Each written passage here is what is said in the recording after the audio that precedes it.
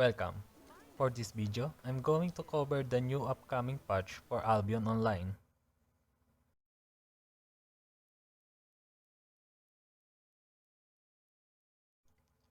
First, the cache. This chest has automatically non-tradable fame, plus runes, and other stuff.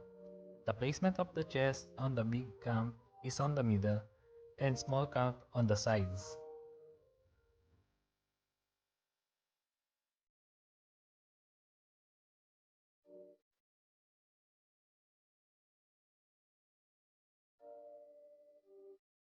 The next one is the copper. Basically, it is the small version of chests spawning in the map, but every player will not able to see it unless the player within 80 meters radius. Still, don't expect high loot in this chest box.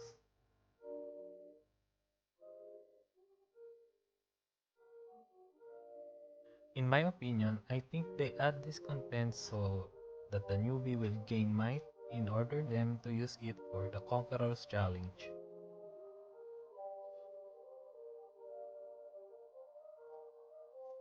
My understanding about these two objectives or chest box is because they nerf the weakened Swiss and small treasures.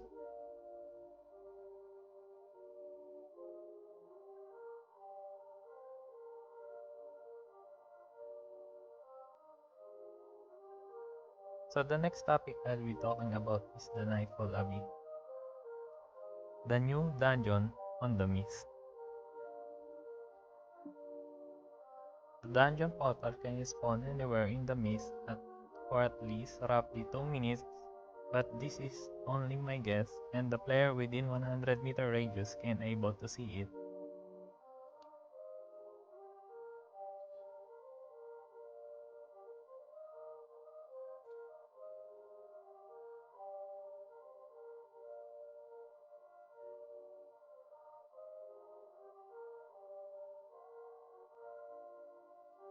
So once you enter the dungeon, you are not allowed to mount up.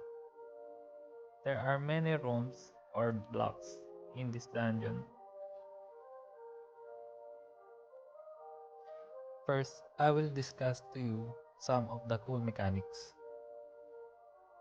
All buffs in here are activate when the player HP falls to 30%.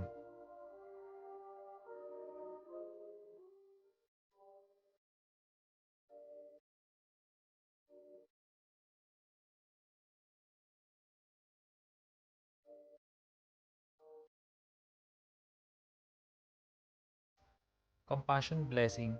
The purpose of it is to heal you immediately and heal you over time.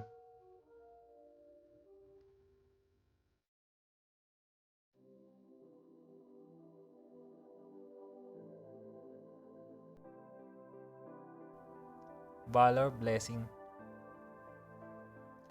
The purpose of this one is to gain a huge amount of health when triggered.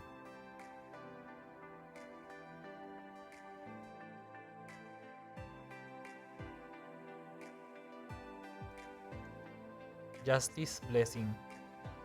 The purpose of this buff is to increase the movement speed and damage.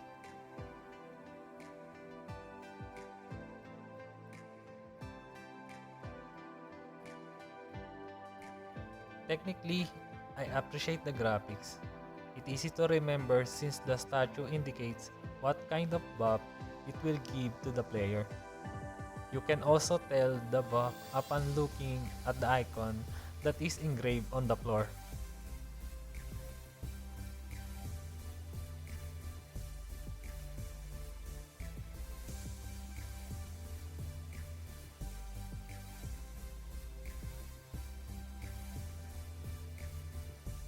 Helpful tips with this dungeon. Buff comes one use. Once it's triggered, you need to get a new buff.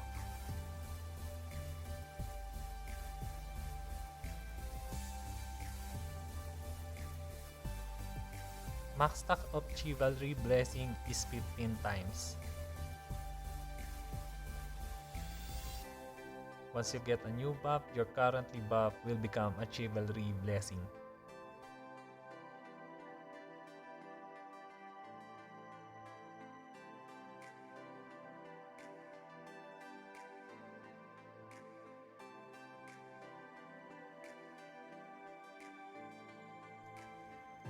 Sometimes, this buff can be a chest with a random rarity.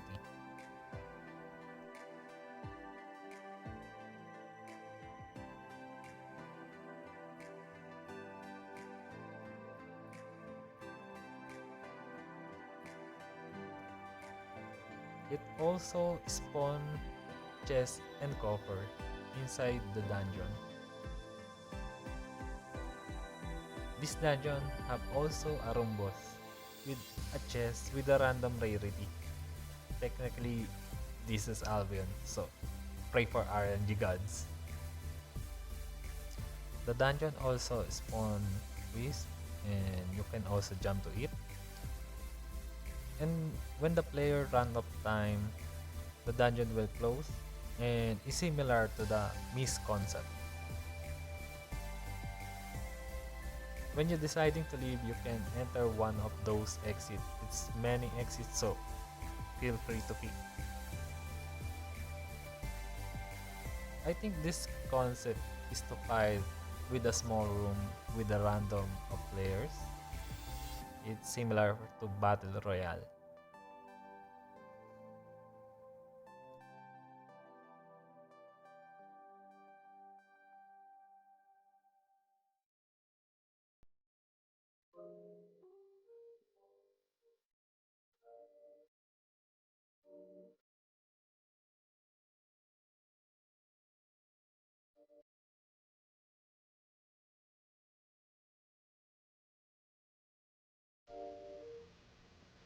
So lastly, I will discuss the capes. I find it interesting since these two are new addition to the capes.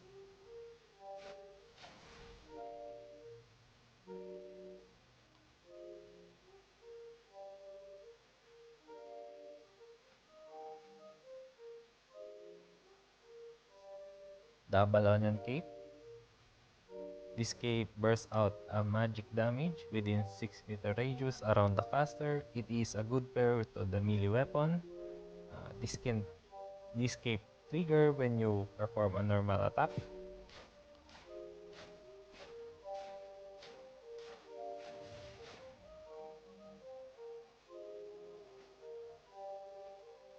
The next is the Brazilian cape.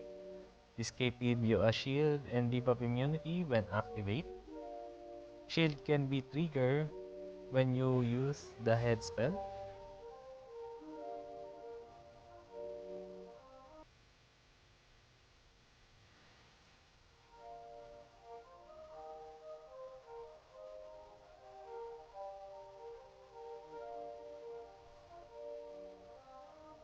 For the rework of capes, Morgana cape is one of them.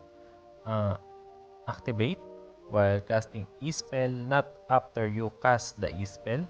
It is good for long casting E-spell now.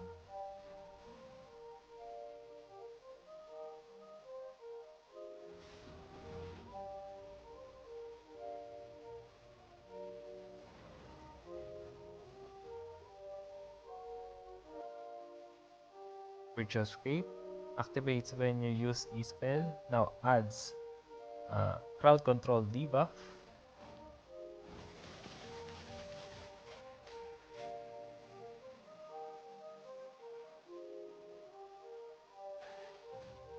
And lastly, the infamous Cape. Eustace Cape is nerfed once again. Undead Cape, invisibility from 6 to 5 seconds.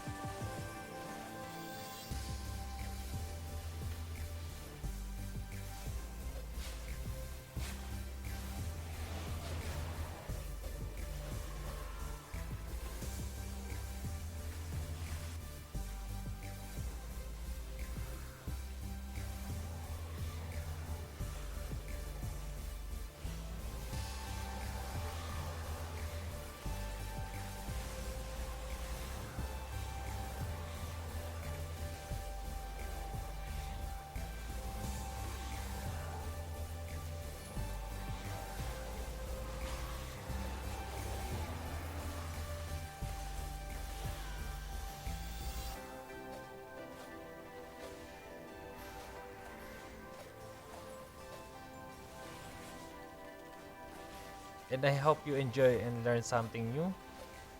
See you in the next one. Salamat!